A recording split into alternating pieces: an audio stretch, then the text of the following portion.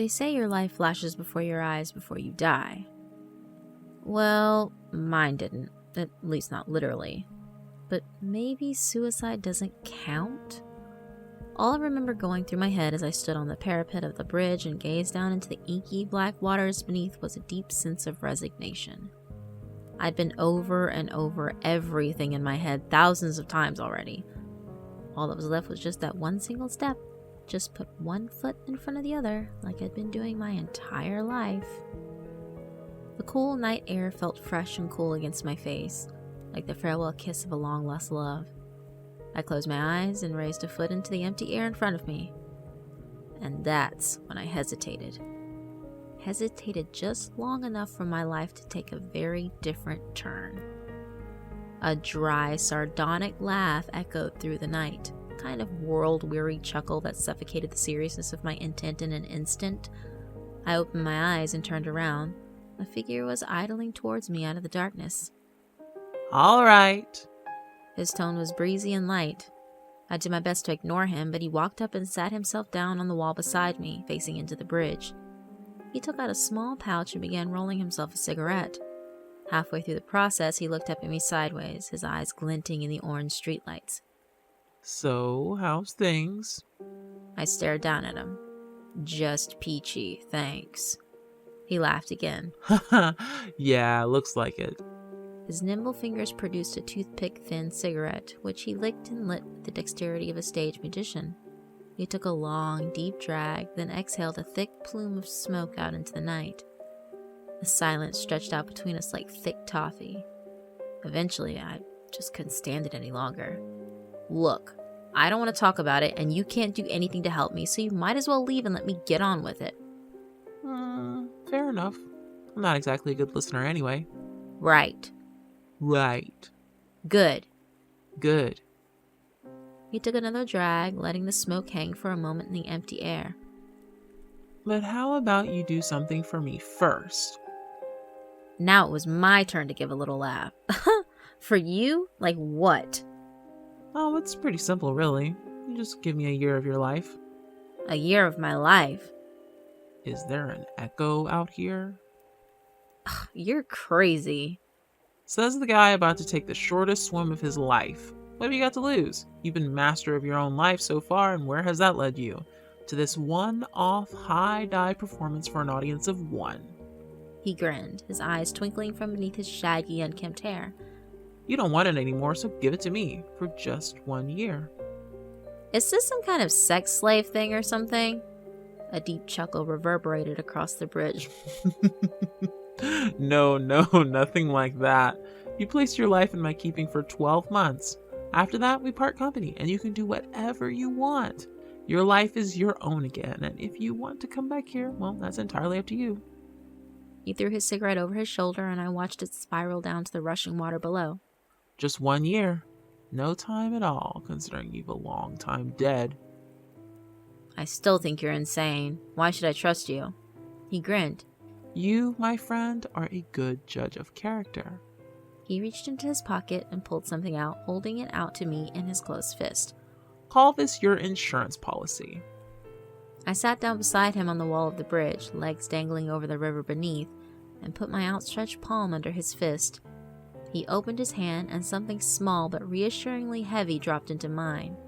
It was a tiny double-barreled revolver inlaid in silver with a pearl handle. It looked old and well-worn.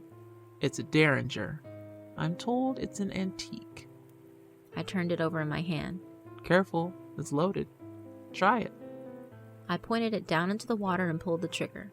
There was a sharp crack, and the tiny weapon jumped in my hand as a bullet splashed into the river. 1 shot left. That's your get-out-of-jail-free card. It'll save you the drive back here if you ever want out of the deal at any time. And if you're worried about me doing you a mischief, well, that's your security right there. You're holding all the aces. So what's it gonna be? I felt the weight of the tiny pistol in my hand as I considered this strange suggestion.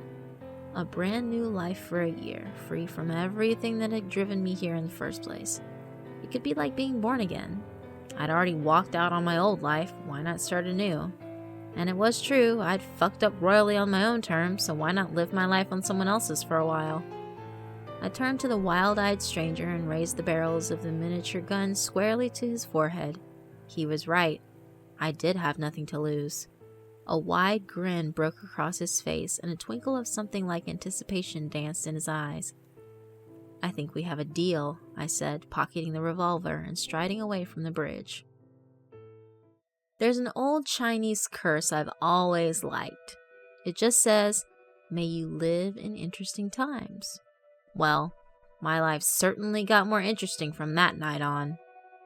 My mysterious benefactor, if you could call him that, was unlike anyone else I had ever met. He showed me that beneath the surface of things, behind the veneer of humdrum normality that most people work hard to lose themselves in on a day-to-day basis, there is another, deeper world lurking in the cracks and the shadows that is unlike anything you've ever experienced. My newfound friend and I traveled to all the secret corners of the world and met people who seemed to straddle the boundaries between what was real and what was otherworldly. In those 12 months, we lived every possible kind of life you can imagine. We dallied with the drunks and down and outs in the nether realms of New York, rubbed shoulders with the rich and famous on the streets of Monte Carlo, and even lived for a time in a weather-beaten croft in the remote and desolate highlands of Scotland. My companion seemed to know everyone and could open doors into areas that I never even knew existed. He seemed to exist on the margins of reality. He was certainly insane, that much was certain, but his insanity was infectious, and he introduced me to countless other strange and unique individuals around the world. You know, it would be too easy to dismiss it all as a kind of madness, a shared folie à deux which my companion inculcated in me while I was in an emotional and vulnerable state. That's the kind of explanation the old me would have put on things, so I could tidy those experiences away in a neat little box and not have to think about them too much. But one of the things I learned, perhaps the most enduring lesson that I'll take with me to my grave, is the fact that perception is reality. Those dark, creeping things that we faced in the moonlight in Sri Lanka, the shape-shifting miasma that we cornered in a back alley off Wall Street, even the nightmarish entity that almost stole away both our minds in the toilets of that illegal club in Munich, though they might not seem possible in your world, their existence is as real to me now as the ground beneath my feet. I still bear the scars, both physical and mental. Whenever I asked my companion about himself or his life before we met, all he would give me was a tight-lipped little grin.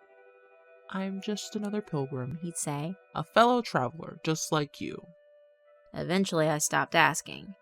In the end, it didn't really matter. I'd closed the door on my old life the moment I walked off that bridge, and now everything was a voyage of discovery.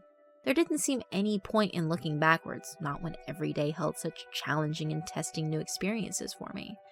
It was all I could do to keep up with him. I felt like a tightrope walker afraid to stop and look down for fear of falling. I lost track of time as the year wore on. I knew we were balanced precariously on the very edge of reality between madness and sanity, and I knew we were playing a very dangerous game. Even as I was exploring these new realms that my companion opened up for me, I think I always knew that things were destined not to end well. You can't play fast and loose with the rules of reality like we did and not expect it to come back one day and kick you in the face. Eventually, it was the turn of the seasons that reminded me of our deal. The sting of winter was gathering in the air again, and the danger seemed to weigh more heavily in my pocket than ever. And all the time we'd spent together, it had never left my side. I began to think about what would happen once the year was up.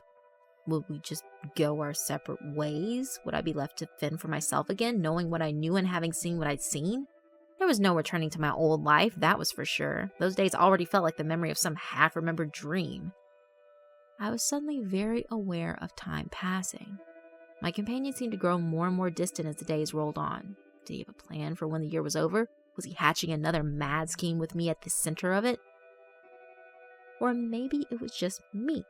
Maybe as the deadline drew closer, I was getting paranoid and my newly attuned senses were picking up on things that simply weren't there. Still, I began to look on my friend with new eyes. He'd always been secretive by nature, and now I began to read a dark intent into his every move. I'd seen him be callous, even brutal in the way he dealt with people, and I knew how easily he could turn on a whim and throw my world upside down. He was a man of his word, but once our deal was done, there was no telling what he might have in store for me. We returned to my hometown without a word said between us about the looming deadline. The old streets that had once been my home seemed peopled by sinister shadows and malicious whispers that died away before I could catch them. The place was utterly alien to me now, like a cheap stage set full of a bad bit part actors. It gave me a sick feeling in the pit of my stomach to be back there again. My companion appeared to grow more distant with each passing day. He seemed flat and uncommunicative, and my growing fear and suspicion filled his silences with unspoken yet sinister motives. It got so that I could hardly bear to be around him. His very presence began to feel threatening to me, and his unpredictable and eccentric nature, which I had once found so intriguing, now only instilled in me a growing sense of dread. I became convinced that I had to do something, and do it soon before the year was up. A kind of heavy malignancy seemed to hang in the air, tainting everything it touched. The tension was almost unbearable. We were driving back to the bridge in his van when things finally came to a head. He wouldn't say that that's where we were going, but the streets themselves seemed to lead us there at an eerie inevitability. It was a year to the day since we'd struck our little deal, and as the time ticked on, I grew more uncomfortable by the second. "Pull over." My voice sounded thin and wavering against the low growl of the band's ancient engine. He looked over at me with something like resignation in his cold blue eyes. The van slid to a halt in a small lay-by on the outskirts of town. "And so we come full circle," he muttered under his breath. I took the derringer from my pocket and again pointed it squarely at his forehead. It looked ridiculous in my oversized hand, like a child's toy, but something in my manner must have conveyed the seriousness of my intentions. He shut off the engine. Get out of the van," I said, still without a clue as to what I was going to do next. Without a word, he opened the door and slid out of his seat. I followed, the cold night air washing over me like icy water. We faced each other by the side of the road, the lights of the city twinkling in the background. "So now what?" As ever, he seemed entirely unfazed by this new development. "I was about to ask you the same question." That was always your problem. Too many questions. You find answers in the doing of things, not in asking questions. "What does that even mean?" I was getting flustered while he remained cool as a cucumber. "Look, I want to know what you've got planned for me, where we go from here." How should I know? You get your life back. What you do with it is entirely up to you. Somehow I doubted that. But how could you do that? Just walk away after everything we've seen, everything you showed me? He shrugged. What were you expecting? Some pot of gold at the end of the rainbow? There's no end point, no goal. Things just continue on. And what goes around comes around. Yeah, thanks for that, Yoda. That's cleared things up no end. He gave a tired little half smile.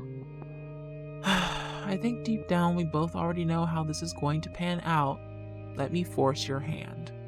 He reached into his pocket, and in an instant my heart was in my mouth. "Don't move." You'll be needing these.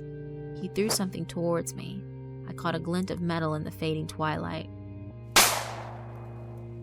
Did I mean to pull the trigger? I honestly don't know. It all happened in an instant. The crack of the pistol sounded obscenely loud coming from that dainty little toy of a gun, but the bullet somehow found its mark despite my trembling hand, and the man who had been my constant companion for the last 12 months instantly crumpled to the ground. I looked down to see what he had thrown at me.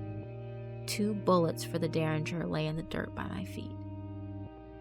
I dragged his body into some bushes by the side of the road and sat in the van to think.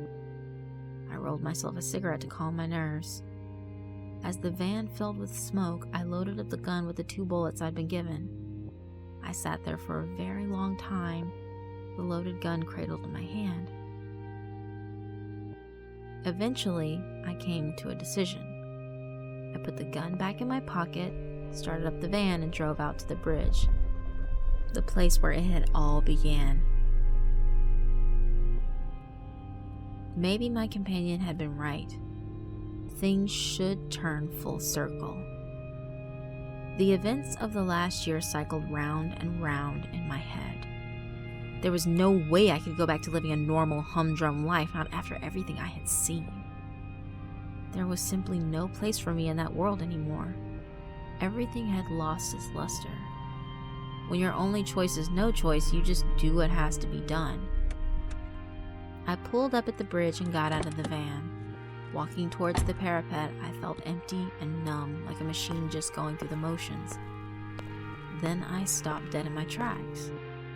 There was a figure already standing there, framed in the cheap neon glow of the streetlight, gazing down into the still waters below. Just another pilgrim, a fellow traveler. I let out a dry, sardonic laugh and walked towards him, my fingers lightly caressing the derringer in my pocket. After all, when you think about it, a year's not really a long time at all. Is it?